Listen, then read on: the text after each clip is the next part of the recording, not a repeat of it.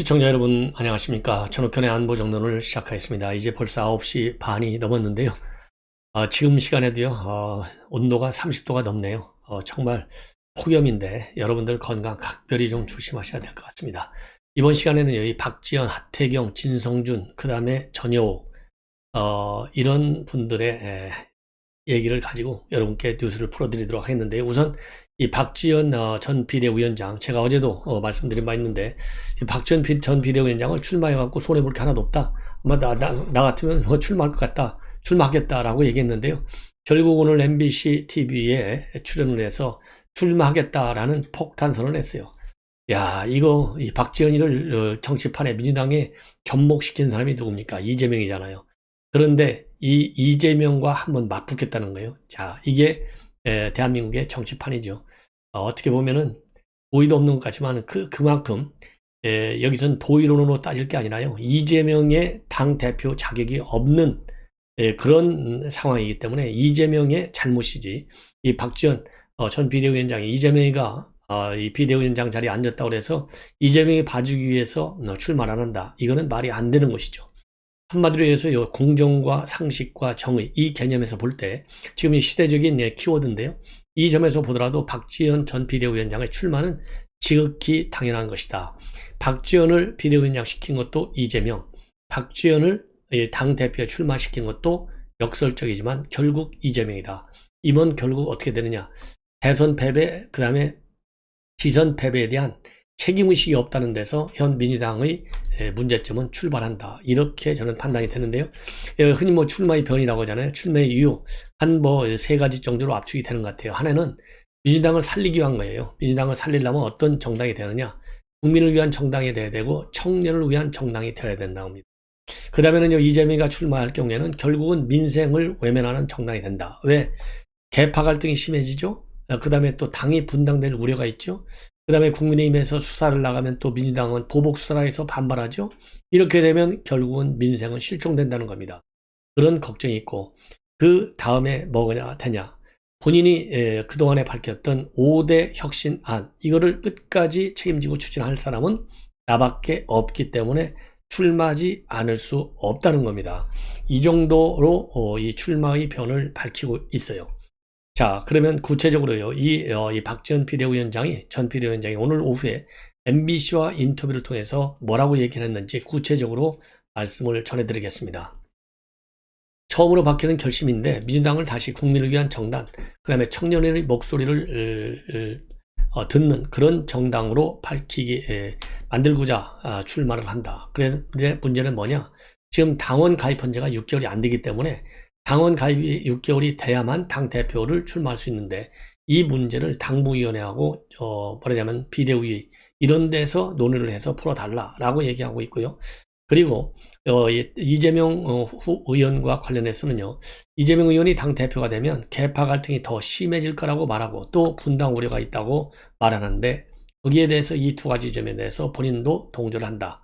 그리고 또 다른 이 출마의 지점은요, 이재명 의원이 여러 가지 수사로 지금 얽혀져 있는데 윤석열 정부와 국민의힘은 정치 보복을 하려는 모습을 보일 수 있고, 자, 여기에서 정치 보복을 하려는 모습, 이거는 이제 박지원 전 비대위원장의 생각인데요.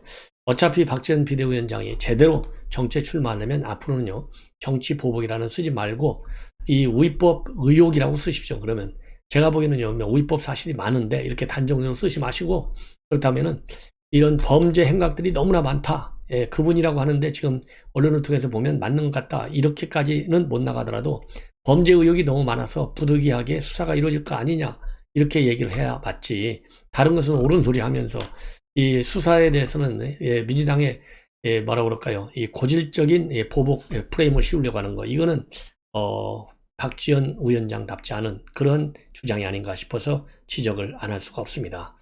그러면서요, 정치 보복을 하려는 모습을 보일 수 있고, 우리 당은 방어하는 데 급급할 건데, 그러면 민주당이 정말 해야 하는 민생 실종되는 우려가 있기 때문에 걱정이 된다. 그리고요, 지선 패배 책임 본인도 있다. 그래서 반성과 쇄신을 해야 한다, 이렇게 주장했지만 당했다. 그러면서 제가 당 대표가 되면 반드시 박지원이의 5대 혁신안을 끝까지 책임지고 추진하겠다라고 밝히고 있고요. 그 다음에 당내 구출그룹 의원들의 당 대표 출마, 우리 당을 바꾸겠다는 용기를 낸 것에 대해서는 좋은 일이지만 지금 출마 선언한 분들 중에서 박용진 의원을 빼고는 본인이 이제 쇄신 혁신안을 냈을 때 계속 침묵으로 일관했던 분들이다. 그러다가 당대표가 돼서 쇄신하겠다는 거 국민이 납득할 수 있겠느냐. 이 얘기는요.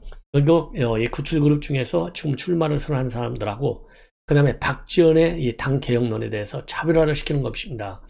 지금 구출그룹 중에서 출마하는 이 박용진 빼놓은 나머지 사람들은 당대표 출마하니까 마지 못해서 부득이하게 가짜 혁신으로 내세운 것이고 진짜 혁신의 주체는 박지원밖에 없다. 그래서 나에게 표를 달라는 얘기나 마찬가지예요. 그리고요. 유독 이재명 의원한테는 좀 약하다. 이런 평가에 관해서는요. 제가 개딸 팬덤을 비판하면 반 이재명, 극렬 문파를 비판하면 친 이재명이라고 하던데 저는 너무나 단순하다. 친명도 반명도 친문도 반문도 아니고 그저 국민을 바라보고 누구의 개파가 아닌 국민이 원하는 민생 정당을 만들고자 말씀드리고 있다. 아주 논리가 좋아요. 그래서 제가 아까 정치 보복이라는 말을 쓰지 말라 이렇게 얘기하는 겁니다.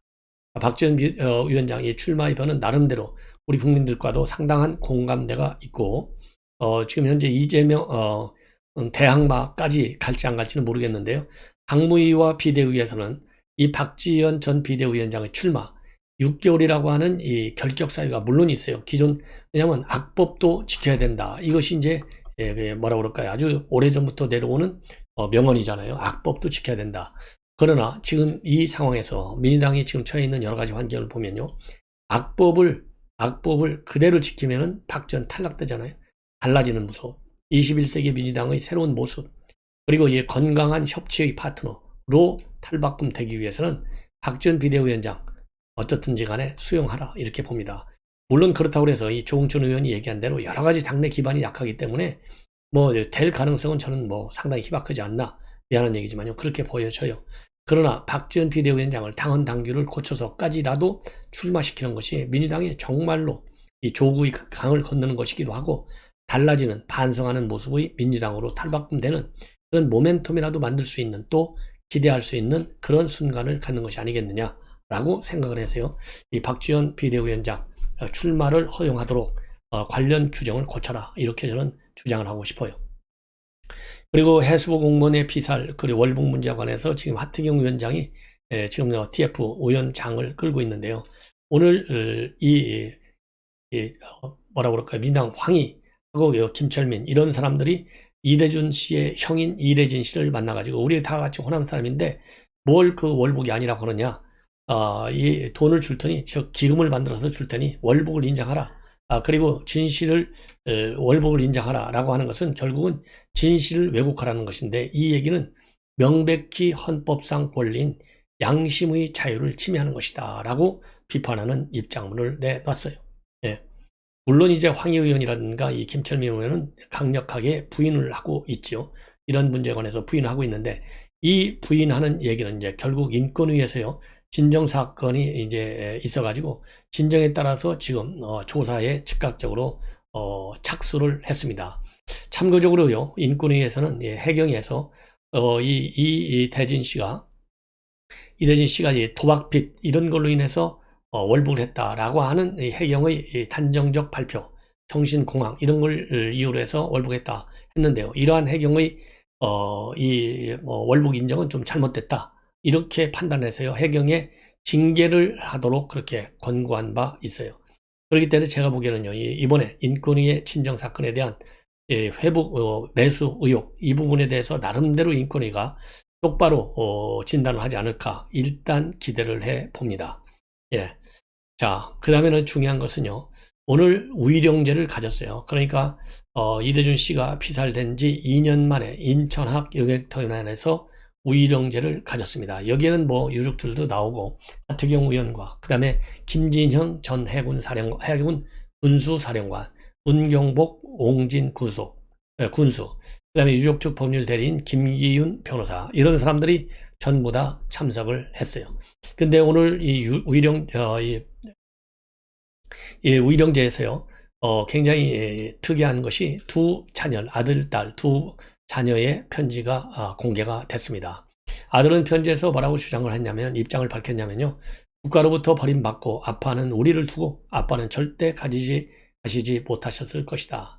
사람들은 잘 알지도 못하는 아빠에 대해서 함부로 말하고 권력을 가진 사람들은 남은 가족의 상처는 아랑곳 없이 삶을 짓밟았다. 자, 이렇게 비판하고 있습니다. 즉 문재인 정부가 월북자로 몰아간 거 이건 정말 인권 침해로 말할 수 없는 죄를 저지른 것이죠. 더군다나 또 이 돈을 줄 테니까 월북을 인정하라. 이런 회유 매수하려는 사건 이거는 정말 인간의 탈을 쓰고 용납받을 수 없는 일 아니겠습니까? 예. 그래서 이런 거를 전부 다 비판하는 내용이라고 저는 내용이라고 보고 또 막내딸 지금 초등학교 3학년이라는 거잖아요. 숨질 때가 1학년이어가지고 뭐라고 편지를 썼느냐. 평소에 잘못해드린 것 같아서 항상 죄송해요. 같이 공원에 갔을 때 정말 재미있고 행복했었다라고 적고 있다고 합니다. 예. 그래서요, 이 친형 이래진 씨의 경우에는요, 동생이 숨질 당시에 작은 조카는 초등학교 1학년에 불과해서 사망 소식을 최근까지도 알리지 않았는데 정치적으로 이용하기보다 끝까지 진상규명을 위해서 노력해 주시길 바란다라는 입장을 밝혔습니다. 그리고요, 오늘 유족하고 국민의힘 TF 이 멤버들은요, 어업 지도선이었던 무망호 35호를 직접 타서 지금 해경에서 월북 근거로 제시했던 슬리퍼, 구명조끼, 그 다음에 부유물이 어떠 있는지 이런 것들을 전부 눈으로 확인할 예정으로 있다고 합니다. 자, 얼마만큼 우리 국민의 생명을 짓밟았는 그런 만행에 대해서 눈을 감아줬는지 우리가 정말 용서할 수 없는 문재인 정권의 가장 큰 실책 중에 하나가 아닌가 이렇게 생각이 됩니다. 그 다음에는요, 지금 진성준 의원이 문파들한테 집중 포화를 맞고 있어요. 한마디로 얘기해서요, 이 문재인 대통령이 추천한 도서 이게 재미없다 이렇게 얘기를 했다가 지금 집중 포화를 맞고 있는데요. 그 사연을 들어보니까 뭐냐, 진성준 의원은 친문 중에 친문이죠. 왜냐하면 청와대 정무비서관으로 근무를 했고 이어서 박원순 밑에서 정무부시장을 한 사람이에요. 그런데 지난달 24일 날 한 트위터 이용자로부터 좀 책을 좀 추천해 달라 이렇게 트윗을 하나를 받았어요. 그러니까 이 진중근 의원이 뭐라고 그럴까요? 이 문재인 대통령의 추천 도서를 강력하게 추천합니다 라고 답장을 보내니까 네티즌이 있다가 문프 추천 도서 중 몇 권 읽어봤느냐 이렇게 물어요. 그러니까 솔직히 추천 도서는 재미가 없어서 읽다가 보겠다. 여기서 재미가 없어서가 화근을 불러오른 거예요. 그러니까 이 재미가 없다는 말을 가지고 이제 네티즌들이 난리가 난 거예요. 예. 뭐라고 난리가 나느냐. 참 수준 차이다. 당신이랑 문프의 수준 차이다. 재미 찾으면 코빅이나 보러 가든가. 코빅이요. 방송 프로그램인 코미디 빅리그를 코빅이라고 하는가 봐요. 그래서 재미있으면 코빅이라도 보러 가든가 이렇게 비꼬고. 그러니까 진성준 의원이 맞습니다. 문재인 대통령과는 비교 불가합니다. 이렇게 글을 또 올립니다. 그러니까요, 또 다른 이제 네티즌이 문프의 추천 도서가 재미없는 이유는 당신이 인문학적 배경이 전무해서이지 이고 지적 호기심이 전무해서이고 또 무엇보다도 당신이 너무 멍청해서겠지. 그렇다면 도서 추천자와 책을 탓할 게 아니라 그렇게 낮은 부모를 원망합시다 라고 적어요. 여기에서 이제 부모를 원망하자 그러니까 이제 진성준 의원이 발끈합니다. 흔히 얘기해서 멘붕하는 거예요. 그래서 본인이 이제 진성준 의원이 뭐라고 했냐. 제가 인문학적 소양과 지적 호기심이 전무하고 멍청한 건 맞다. 그러나 그것은 전적으로 제 탓이다. 이렇게 답을 보냅니다.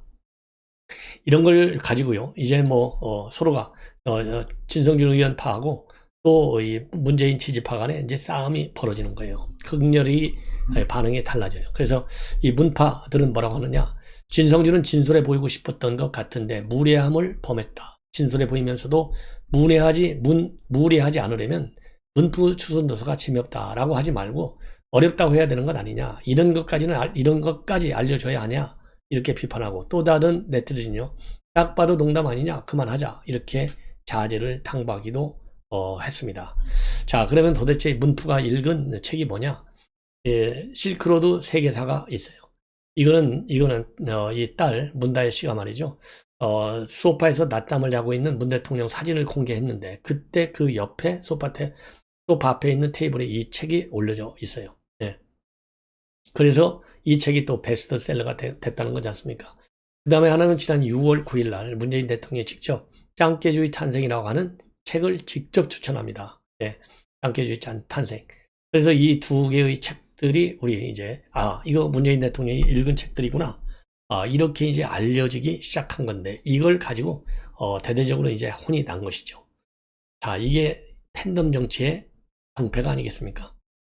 자, 이번에는요, 카이스트 대표인 김성진 씨. 이 김성진 씨가 이준석 성상납 의혹을 해줬다. 이런 사람인데요. 지금 윤리위에서 나오는 것은 성상납, 또 하나는 증거인멸교사 의혹. 이 두 가지인데, 결국은 이것이 이제 품위유지 위반을 위반했다. 이걸로 이제 기결이 되느냐 안 되느냐가 이제 징계 수위를 결정하게 되는데요. 이때 이 김성진 대표가 이준석 대표한테 뭘 요청했느냐? 자기 사무실에 올 수 있게 좀 박근혜 대통령이 꼭 좀 노력을 해달라. 그러니까요, 내가 아는 국회의원과 기업인을 소개해주겠다라고 얘기했어요. 그래서 도와주겠다. 그러면 이 두 명이 누군지 여러분들 궁금하시죠? 이 두 명은요, 이준석 대표하고 하버드대 동문인 컨설팅사 대표 류모 씨고요, 전직 의원 김모 씨인 것으로 그렇게 알려지고 있습니다. 그리고요, 이 김성진 대표는 박 대통령을 직접 만나기 위해서 이 대표가 거론한 두 명을 또 자주 접촉했었다. 이렇게 주장을 하고 있어요. 이 얘기를 보면은 이러한 말만 보더라도 이 성상납을 했다라고 하는 이 김성진 전 카이스트 대표의 주장은 상당히 설득력이 있지 않을까라고 판단이 듭니다. 자, 이러한 상황에서 말이죠. 상당히 이제 윤리 쪽에서 코너로 몰리니까 이준석 대표가 어제 대통령이 귀국하는데 서울공항에 달려갔어요. 이걸 가지고 전역 의원이 이제 한번 또 비판하고 있습니다. 영악하고 깜찍한 이준석. 야, 이거요. 정말 철판이다. 왜 철판이냐? 영접하겠다고 나갔으니까. 그러면서 이준석은 참 딱하게 됐는데 바로 박성민 비서실장까지 떠난 것 아니냐. 그래서 또 딱한 거는 종편 패널 이준석 병풍들도 복하기 하니 뭐니 하면서 말 그대로 하방 중이다. 예, 준바 탈출도 지능선으로 나오고 있다. 이렇게 비판하고 있어요. 하지만은 이대로 죽을 수는 없다는 절박감에 이준석은 공항으로 냅다 달려갔다. 윤석열 대통령, 아이고 우리 대표님도 오셨네. 이렇게 딱 3초 만남이었다. 그리고 나 혼자 달린다던 이준석은 왜 공항으로 달려갔을까요? 이렇게 묻고 바로 김성진 대표의 깨알 증언 때문이다. 이렇게 판단하고 있어요. 그래서 그러면서요, 카드 사용 내역 이런 것들 이 상납을 해줬다라고 하는 이 김성진 전 대표의 발언은 매우 구체적이고 상세하다. 그러면서요, 당시 어린 이준석이 그렇게 좋아했다는 의전 담당자들의 휴대폰 메시지, 그리고 플러스 알파, 이 모든 것은 윤리위가 집중하는 성상납 은폐와 직결되어 있다. 이렇게 주장을 하고요. 김소연 변호사 얘기하기를 이 사실을 가리는 것은 매우 쉬운 사건이다. 라고까지 얘기했고, 김철근 정무실장이 경찰에 입건됐고, 이제는 성상납 은폐 문제도 본격 수사했다는 뜻 아니냐. 그러면서요, 이준석을 처음 만났을 때 이중 플레이에 기함했지만은 국민의힘의 신선한 젊은 피를 수혈하자는 생각에 이준석을 순진하게 믿었고, 그래도 젊은 친구인데 덜 오염됐겠지 싶었다라는 심정을 또 밝히고 있어요. 과거에. 그러면서 이제 이준석 대표하고 좀 가깝게 지냈다는 얘기 아니겠습니까? 그런데 본인이 즉 전효욱 전 의원이 겪었던 여의도 정치인 중에 가장 낡고 더러운 구태였다. 이준석의 유효기간은 이미 오래전에 끝났다. 10년 전 유성 아마데우스 그날 밤보다도 훨씬 전의 말입니다. 그래서요, 이준석 대표를 전효욱 의원은 완전히 버린다라는 입장문, 그리고 아주 구태의원하고 낡은 정치인으로 비판하고 있는 점이 상당히 뭐라 그럴까요? 특이한 점이 아닌가 이렇게 생각이 듭니다. 자, 시청자 여러분, 이것으로 본 방송을 마치겠습니다. 시청자 여러분들의 많은 시청을 부탁드립니다. 대단히 고맙습니다.